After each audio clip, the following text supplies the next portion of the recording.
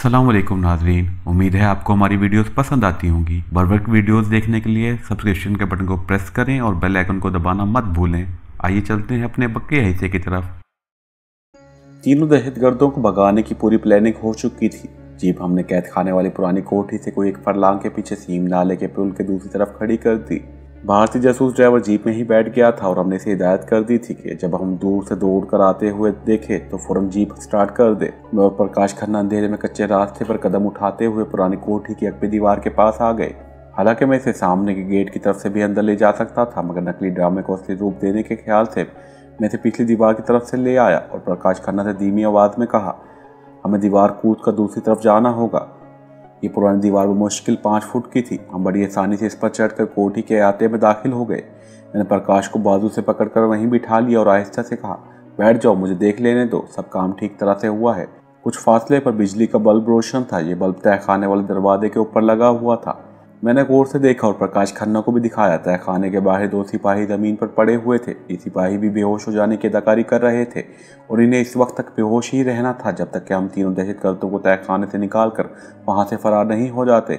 मैंने प्रकाश खन्ना से कहा, आ जाओ, मैदान साफ है। दोनों ड्यूटी गार्ड बेहोश पड़े हैं। मैं आगे आगे और प्रकाश खन्ना मेरे पीछे पीछे चलने लगा।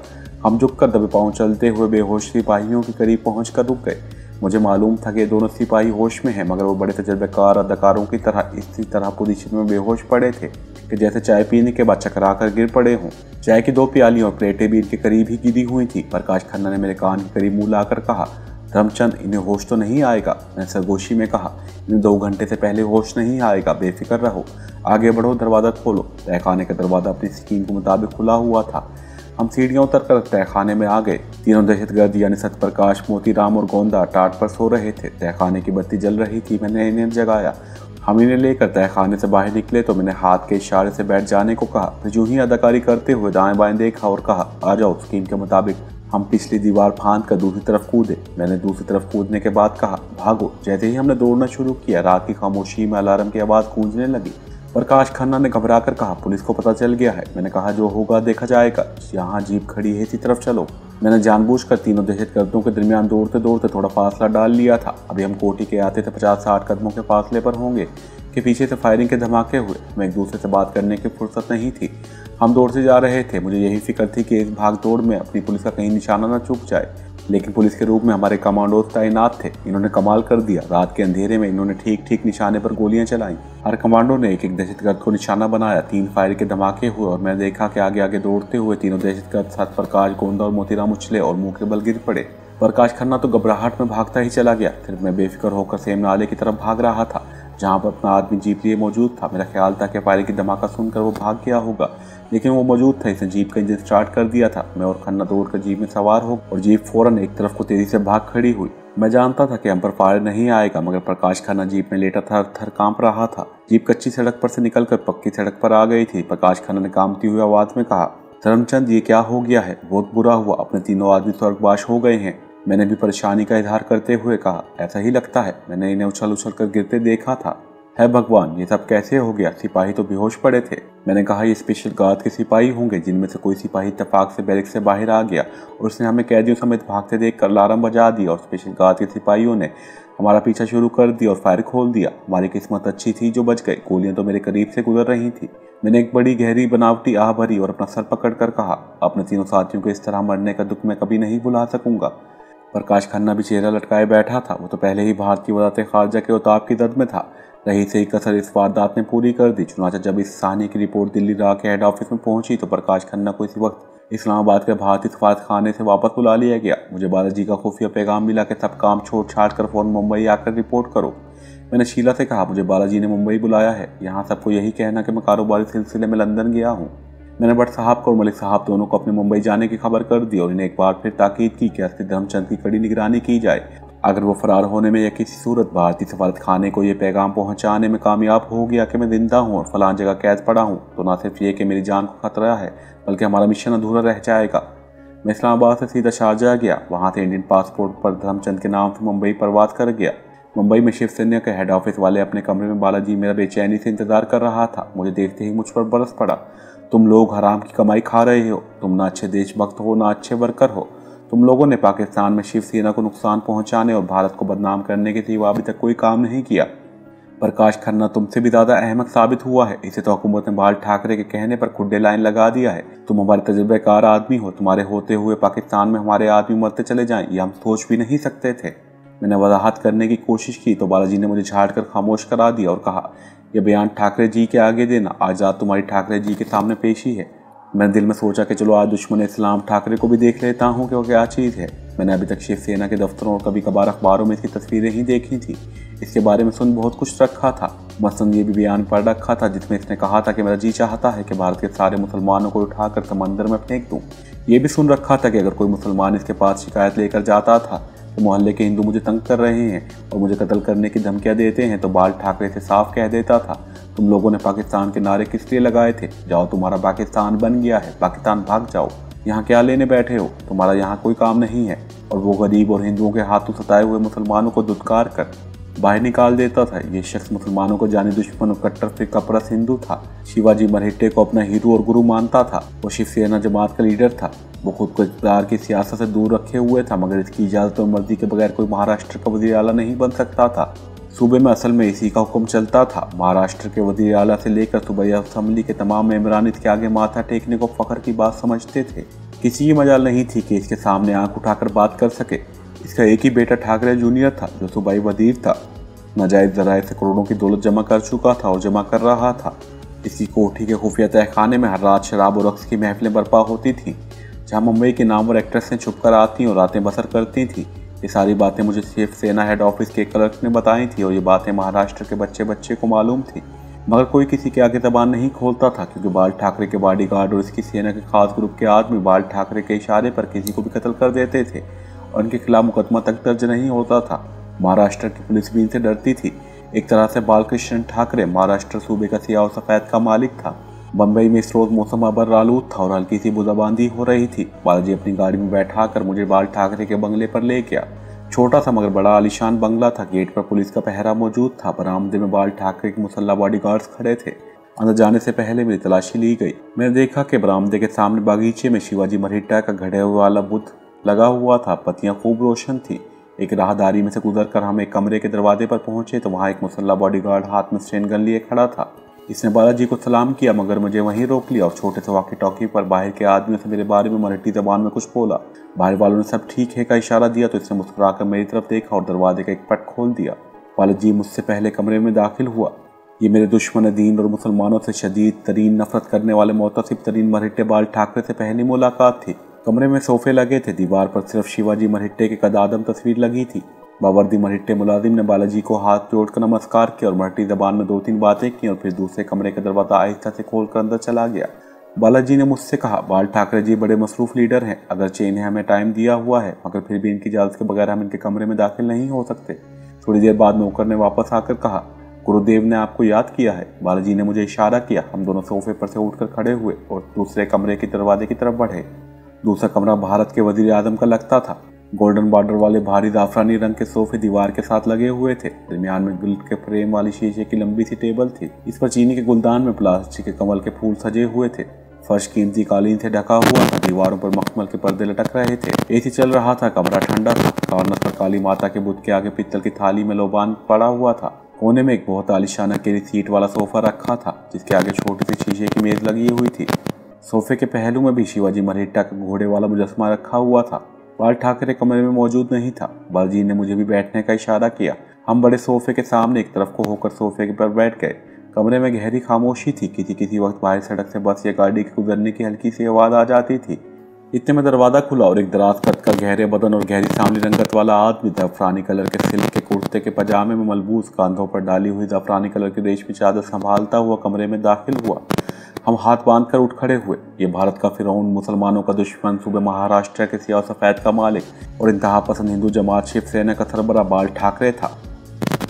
इसके गले में सुर्ख और सफ़ेद सब्ज़ मोतियों की 3-4 मालाएं थी। पाँव में कोल्हापुरी चप्पल थी। उम्र दरमियानी थी। सर के बाल सियाह चमक रहे थे। इसके चेहरे पर सबसे नुमाया इसकी आंखें थी, जिनमें मकनातीसी कशिश महसूस होती थी।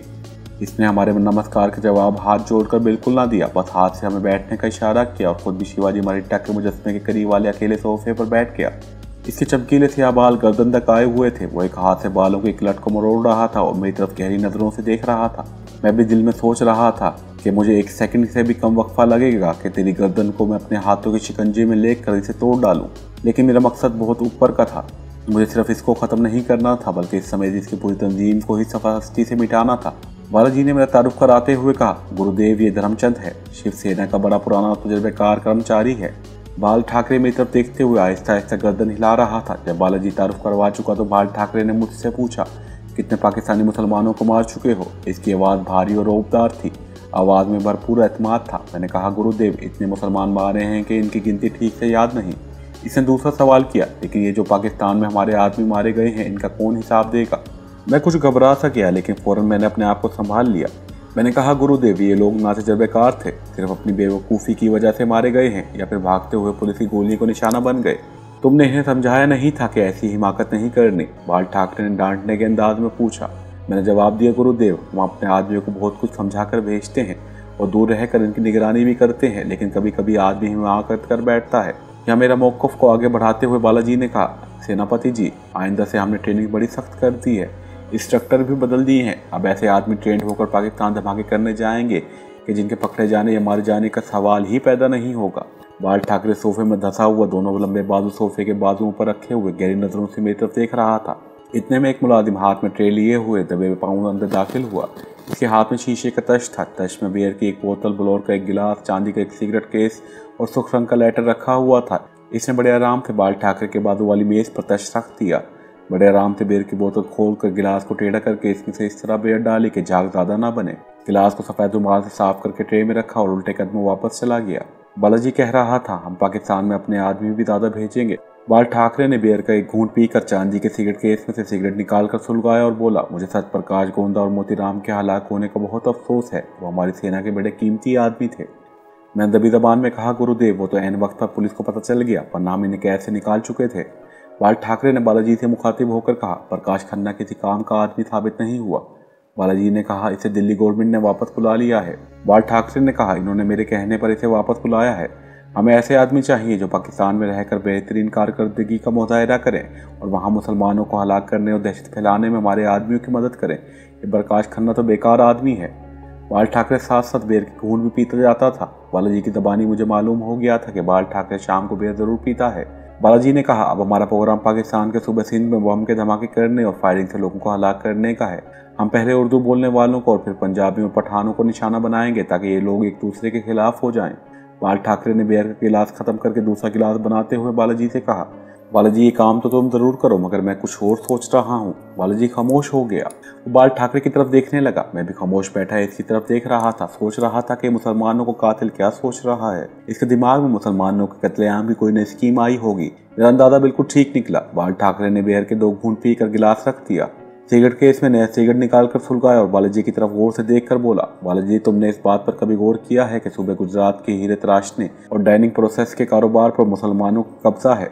मैंने पूरे फैक्ट्स एंड फिगर तैयार कर लिए हैं। इनके मुताबिक ये काम सौराष्ट्र के 3 लाख मुसलमान करते हैं। इनमें ज़्यादा तादाद उड़ीसा, आंध्र प्रदेश, उत्तर प्रदेश के मुसलमानों की है जो सूरत में आकर आबाद हो गए हैं। बालाजी ने कहा, ये तो ठीक है गुरुदेव, मगर इसका उपाय क्या हो सकता है? बाल ठाकरों ने घुटने पर जाफरानी चादर को ठीक करते हुए कहा, उपाय एक ही है जिस पर शिवाजी महाराज ने अमल किया था, यानी मुसलमानों को महाराष्ट्र से निकाल दो या इन्हें काट कर फेंक दो, इनके मकानों को आग लगा दो, इनकी औरतों को उठाकर ले जाओ। इसके बाद वही होगा जो हम चाहते हैं। हीरे तराशने और डाइनिंग प्रोसेस पर कारोबार पर हिंदुओं का कब्जा हो जाएगा।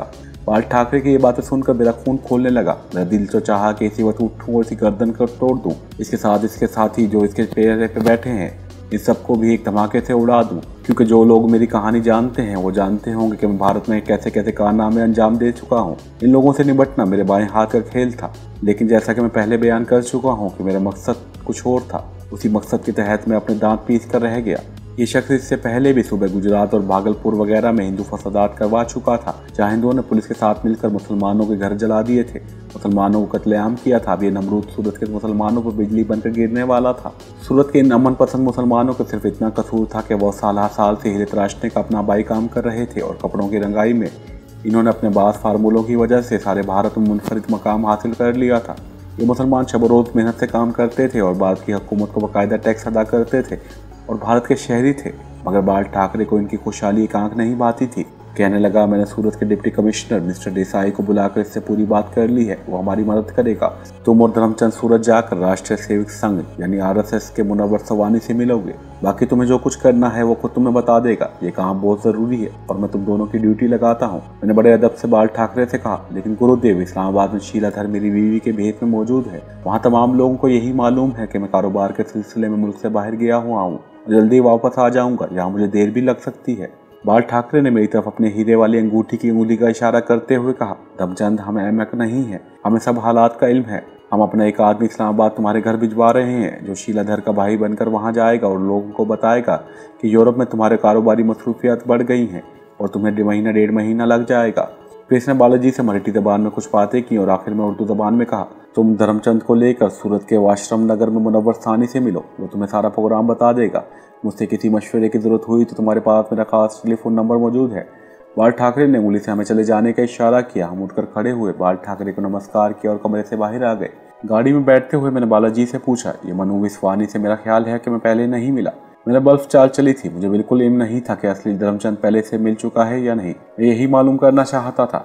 मेरी बल्ब चाल कामयाब रही। असली धर्मचंद से सूरत के मनु विस्वानी को पहले आमने सामने कभी मुलाकात नहीं हुई थी। बालाजी ने गाड़ी स्टार्ट करके इसे कोठी के गेट से बाहर निकालते हुए कहा, तुम इससे नहीं मिले, बड़ा बूढ़ा है।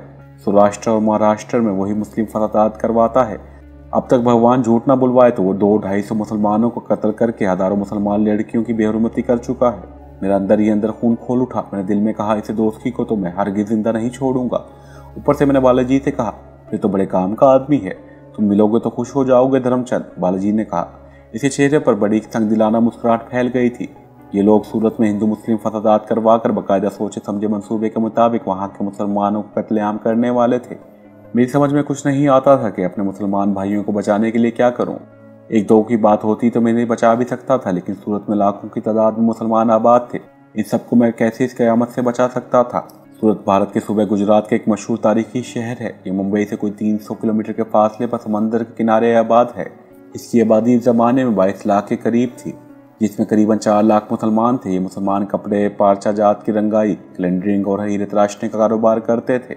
बालाजी की बातों से मुझे मालूम हुआ कि सूबे गुजरात के दूसरे शहरों की तरह सूरत में भी बीजेपी, शिवसेना, विश्व हिंदू परिषद, राष्ट्रीय स्वयंसेवक यानी RSS जैसे मुसलमान कट्टर हिंदू फाशिस्ट पार्टियों का राज था और हिंदू फसादी कार सेवा बड़े मुनज़्ज़म तरीके से सूरत के मुसलमान मोहल्लों पर हमला करके इंतकाम का निशाना बनाते रहते थे और इससे पहले शहर की 2-3 मस्जिदों को आग लगाकर या इसमें धमाके करके शहीद कर चुके थे। मेरी समझ में नहीं आ रहा था कि मैं सूरत के मुसलमानों पर नादिल होने वाली आग और खून के तूफान को कैसे रोकूं, किस मुसलमान को इस क़यामत से पहले खबर करूं। भारत के नमरूद बाल ठाकरे की हिदायत के मुताबिक मैं और बालाजी दूसरे रोज सुबह ट्रेन में सवार हुए और सूरत की तरफ रवाना हो गए।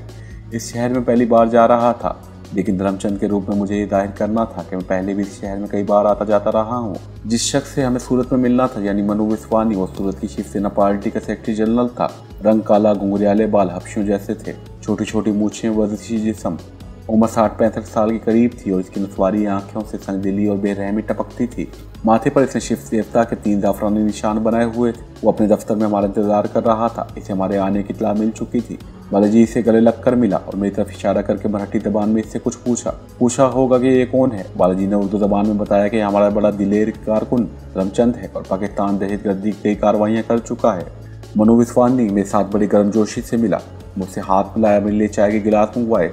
एक दौरान पार्टी के बारे में बातें होती रहीं। फिर वो हमारे साथ एक छोटे से कमरे में आ गया। इस कमरे में भी दीवार पर शिवाजी मराठा की वो मशहूर तस्वीर लगी हुई थी जिसमें शिवाजी के हाथ में तलवार थी और कमर के साथ ढाल बंधी हुई थी। यहाँ सूरत में हिंदू मुस्लिम फसादात करवाने के बारे में गुफ्तगू शुरू हो गई। मनु विस्वानी कहने लगा, सूरत में हीरे तराशने और कपड़े की मंडी पर मलीज मुसलमानों ने कब्जा जमा रखा है। वो करोड़ों का बिजनेस कर रहे हैं। हिंदुओं को इस मैदान में आगे नहीं बढ़ने दे रहे। हमें ऐसे मुसलमानों को चुन चुन कर कत्ल करना है जो हीरे तराशने के माहिर हैं और जिनके कपड़ों का करोड़ों का बिजनेस है। हमने इन सब की फहरिस्तें तैयार कर ली हैं। इनके मकानों और गोदामों और कारखानों पर भी सवासितमा के खुफिया निशान लगा दिए गए हैं। लेकिन सबसे पहले हमें फसाद का कोई बहाना चाहिए। इसका हल भी हमने यही सोच रखा है कि फसादात की शुरुआत विश्राम नगर के मोहल्ले से होगी, जहाँ हीरे तराशने वाले मुसलमान कारीगरों के 200 घर हैं। विश्राम नगर कॉलोनी, माराजीवा नगर और त्रिवेणी नगर कॉलोनियों में मुसलमानों की बहुत बड़ी आबादी है। इस आबादी के साथ ही वीडियो रोड पर हिंदुओं का एक जैन मंदिर है। हम रात को इस मंदिर में गाय काट कर फेंक देंगे और मशहूर कर देंगे कि यह हरकत मुसलमानों की है। बस इसके बाद हमें किसी बहाने की जरूरत नहीं होगी। बालाजी ने पूछा, मनो जी, ये काम किस दिन शुरू करने का इरादा है? मनो विश्वानी बोला, बाल ठाकरे जी के हुक्म के मुताबिक हमने कई रोज से सारी तैयारियां कर ली हैं। राष्ट्रीय सेवक संघ यानी RSS और अपनी शिवसेना के आदमियों को छुरे चाकू और असला दे दिया गया है।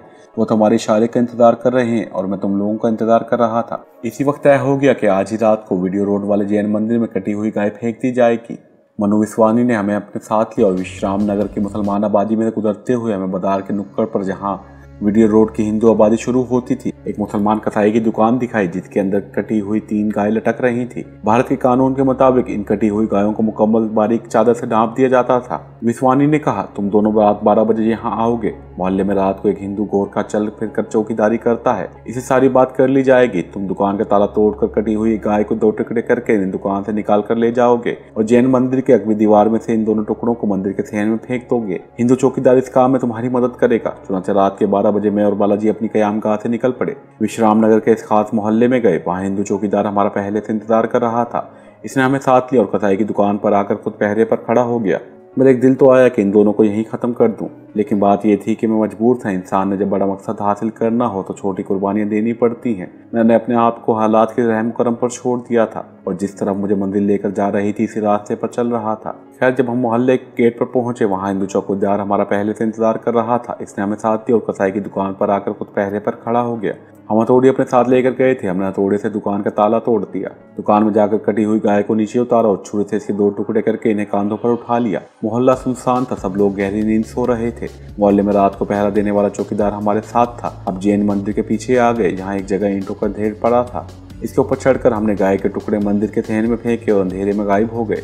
दूसरे दिन इलाके में खौफ रास फैल गया। हिंदू मंदिर के लाउड स्पीकर से चीख चीख कर ऐलान कर रहे थे, गौ माता के पुजारियों, मलीच मुसलमानों ने हमारे मंदिर में गौ माता काट कर फेंक दी है। ठोर इन मलीचों को इसका मजा चखाओ, इनसे अपनी माता की कत्ल का हिसाब लो। विश्राम नगर के मुसलमानों में दहशत फैल गई। मुसलमानों ने दुकानें बंद कर दी, घरों के दरवाजे अंदर से बंद कर लिए। इलाके के थाने में मुसलमानों के फोन आने शुरू हो गए कि मुसलमानों की जान और माल खतरे में है, हमारी हिफाजत की जाए। मगर थाने का हिंदू इंचार्ज साथ मिला हुआ था। वो खुद हिंदू था और गौ माता की तौहीन से सख्त मुश्तइल था। वो उल्टा मुसलमानों को गालियां देता कि तुमने पहल की है और हमारी गौ माता को काट कर मंदिर में फेंका है। अब शोर क्यों मचा रहे हो? हम कुछ नहीं कर सकते। इलाके में पहले से तैयार मंसूबे के मुताबिक शिवसेना और राष्ट्रीय सेवक संघ के और BJP की हिंदू गुंडों ने मुसलमानों की आबादियों में घुसना शुरू कर दिया। दुकानें तोड़नी शुरू कर दी और नजर आतिश करने लगे। जो मुसलमान सामने आते इसे बेदरेक कत्ल कर देते थे। मैं और बालाजी शिवसेना के दफ्तर में बैठे थे। मनु विश्वानी को फोन पर बराबर इत्तला मिल रही थी कि मुसलमानों के इतने घरों, दुकानों और गोदामों को लूट कर नजर आतिश कर दिया गया है, इतने मुसलमानों को शहीद कर दिया है। मनु विश्वानी हमें ये सारी इत्तला सुनाता जा रहा था। मैं अपने आप को इस वक्त मुजरिम महसूस कर रहा था, क्योंकि ये फसादात शुरू करवाने और मुसलमानों पर क़यामत नाज़िल करवाने में मेरा भी हाथ था, मगर मैं बेबस था, कुछ नहीं कर सकता था। मेरे वहम गुमान में भी नहीं था कि हिंदू सिर वाक़े के बाद मुसलमानों को इस बेदर्दी से खून बहाएंगे। जब सैकड़ों मुसलमानों को काट डाला गया, मुसलमानों की दुकानों गोदामों को जलाकर कोयला बना दिया गया और हीरे तराशने वाले मुसलमानों कारीगरों को चुन चुन कर कत्ल कर दिया गया, तो पुलिस भी आ गई और विश्राम नगर और रेडियो रोड पर कर्फ्यू लगा दिया गया। शिवसेना, RSS, BJP की दरंदे सिर्फ हिंदुओं ने इसी रात को सुबह की एक ट्रेन की सूरत के रेलवे स्टेशन के बाहर रोक लिया। ये ट्रेन बसवाल से सूरत आ रही थी। इस खूनी वाक़े की रिपोर्ट हमें राष्ट्रीय सेवक संघ के कारकुन ने आकर दी। इस ट्रेन को सूरत स्टेशन से पहले डोंडली की बस्ती के करीब रेलवे लाइन पर बड़े बड़े कटे हुए दरख्त डालकर रोका गया। हिंदू गुंडे सैकड़ों की तादाद में थे। वो बंदूकें, छुरों और कुल्हाड़ियों से मुसल्लह थे। हिंदू गुंडे ट्रेन के डब्बों में घुस गए। शनाख्त करके तकरीबन 150 मुसलमानों को नंगा करके शहीद कर दिया गया।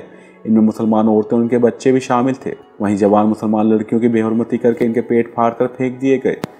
मैंने जब ये रिपोर्ट सुनी तो मेरा दिल टुकड़े टुकड़े हो गया। जी यही चाहता था कि इन तमाम हिंदू कातलों को बम मार कर इसी जगह हलाक कर दूं, मगर मेरे हाथ बंधे हुए थे। लेकिन मैंने चंद एक हिंदू गुंडों को मनु विश्वानी समेत अपनी निगाहों में रख लिया था और फैसला कर लिया था, इन्हें किसी हालत में जिंदा नहीं छोड़ूंगा और इन्हें इसी तरह अज़ियतें दे देकर मौत के घाट उतारूंगा। विश्राम नगर के कत्लेआम के फौरन बाद मनु विश्वानी ने अपनी हिंदू शिवसेना के गुंडों को विजयनगर पर हमले का हुक्म दिया। विजयनगर सूरत की एक बड़ी पुरानी कॉलोनी थी, जहाँ मुसलमानों के 300 घर थे और एक बड़ी आलीशान मस्जिद थी जिसका नाम दरबार मदीना था। मुसलमानों के मकानों में कहीं कहीं 2-4 दुकानें और मकान हिंदुओं के भी थे। इन मकानों पर स्वास्तिका के खास निशान बना दिए गए थे ताकि हिंदू गुंडों को मालूम हो जाए कि ये मकान हिंदुओं के हैं। हमले से एक रोज पहले बालाजी ने मनु विश्वानी की हिदायत पर मुझे साथ लिया और हम विजयनगर के बुजुर्ग मुसलमानों के पास गए। हमें पहले से मालूम था कि वहां जाकर क्या करना है, चुनाचा मैं भी इसी हमले के खिलाफ मुसलमानों को बचाने की जितनी कोशिश कर सकता था और जितनी तैयारी कर सकता था मैं करके वहां गया था। प्रोग्राम ये था कि हमले से पहले विजयनगर के मुसलमानों के पास जाकर जो थोड़ा बहुत असला और बंदूकें वगैरह हैं वो इनसे ले ली जाएं, ताकि हिंदुओं के हमला के वक्त वो जवाबी फायर न कर सकें। मैंने कागज पर उर्दू और हिंदी में छोटी सी तहरीर लिखकर अपनी जेब में इस कागज को तह करके छुपा कर रख लिया था। मैंने सोचा था कि अगर गुजरात के मुसलमान उर्दू लिख पढ़ नहीं सकते तो हिंदी जरूर लिख पढ़ सकते होंगे, क्योंकि हिंदी इंडिया के स्कूलों में लाजमी मजमून के तौर पर पढ़ाई जाती थी। विजयनगर में रानी तालाब के करीब ही मेमन जमात खाना था। इसके साथ ही मकान में विजयनगर का एक बासर बुजुर्ग मुसलमान गफ्फार अहमद रहता था, जो कपड़े का कारोबार करता था। हम गफ्फार अहमद को जाकर मिले। हमारे साथ मंदिर का एक पुजारी भी था जो शिवसेना का कारकुन था और मुसलमानों का जानी दुश्मन था। बालाजी ने गफ्फार अहमद को राज बताते हुए कहा, गफ्फार भाई, आप लोगों को मालूम ही है कि शहर में फसाद की सूरत हाल हो गई है और तनाव बढ़ रहा है। सूरत की पुलिस ने घर घर तलाशी का प्रोग्राम किया है। जिस घर से हथियार बरामद होंगे इस घर के तमाम आदमी को पुलिस पकड़ कर ले जाएगी। हम उन लोगों ने भी अपने हथियार थाने में जमा करा दिए हैं। आप अपने हथियार एक जगह इकट्ठे कर लें और हमारे हवाले कर दें। हम थाने में जाकर इसे जमा करा देंगे। इसके बाद हम और आप दोनों इत्मीनान से रहेंगे। ना कोई हमें तंग करेगा और ना कोई आप पर हमला करेगा। हम इस बात की जमानत देते हैं और आप पुलिस की कार्रवाई से भी बच जाएंगे। जो हिंदू पुजारी हमारे साथ किया था इसने अपने आप को खुफिया पुलिस का एहलकार जाहिर किया था। गफ्फार अहमद सीधा साधा मुसलमान था। वो बालाजी की बातों में आ गया। उसने कहा, भाई जी, हमारे सिर्फ चंद एक मुसलमानों के पास कुछ हथियार हैं, वो हम आपके हवाले किए देते हैं, लेकिन आपको यकीन दिलाना होगा कि विजयनगर के मुसलमानों पर कोई हिंदू हमला नहीं करेगा।